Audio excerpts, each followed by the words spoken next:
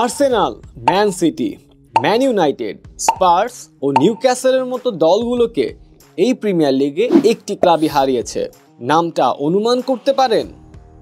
না, লিভারপুল বা চেলসি নয়, নামটা বোর্নমাউথ। আন্দোনি ইরাওলার দল এই মৌসুমে একের পর এক চমক দেখিয়ে যাচ্ছে।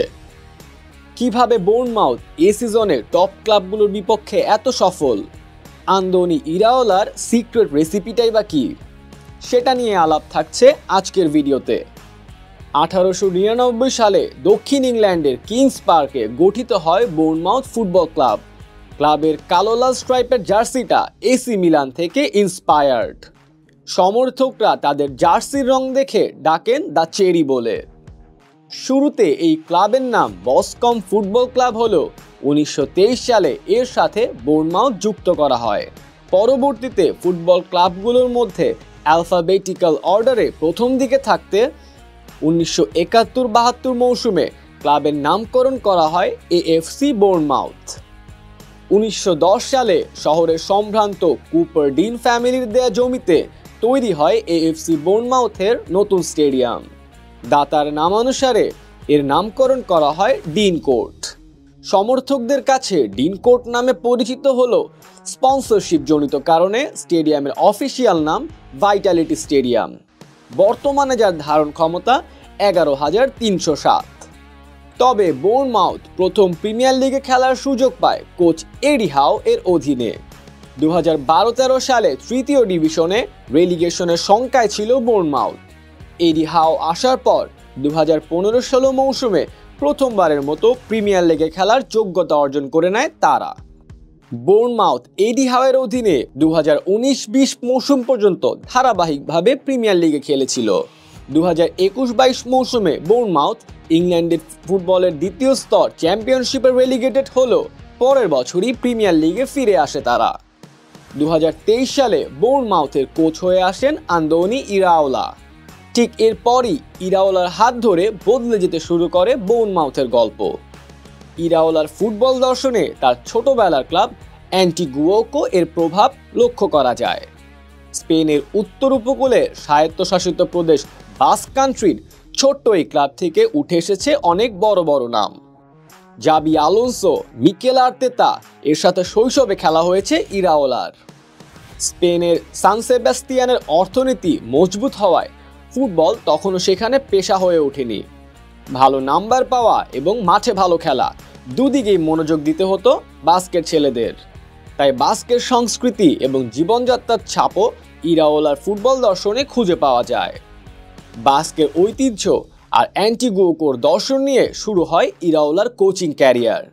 খেলোয়াড় হিসেবে বিলবাওয়ের অসাধারণ স্মৃতিটা ফুটিয়ে তোলার চেষ্টা করেন কোচিংয়ের মাধ্যমে। স্পেনের ক্লাব সিডি মিরান্দেস এবং রায়ো ভায়োকানোর কোচ হিসেবে দুটো দলকে কোপা দেল রের সেমিফাইনালে নিয়ে গিয়েছিলেন। রায়ো ভায়োকানোর কোচ থাকাকালীন তিনি বার্সাকে হারিয়েছিলেন 3 বার এবং মাদ্রিদকে হারিয়েছিলেন 1 বার।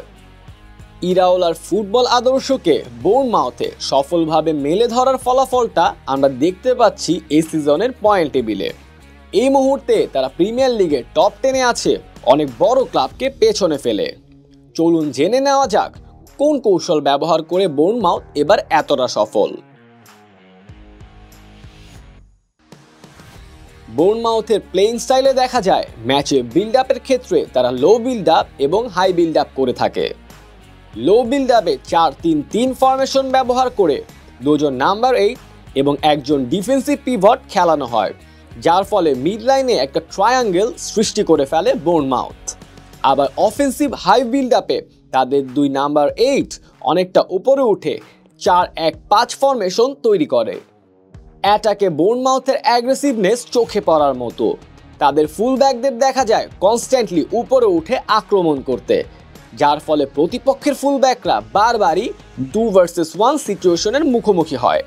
পাশাপাশি সেন্টার ব্যাকদের বল প্লেইং অ্যাবিলিটি দারুণ হওয়ায় এমটি স্পেসগুলোকে ভালোভাবেই ব্যবহার করতে পারে বোর্নমাউথের খেলোয়াড়রা।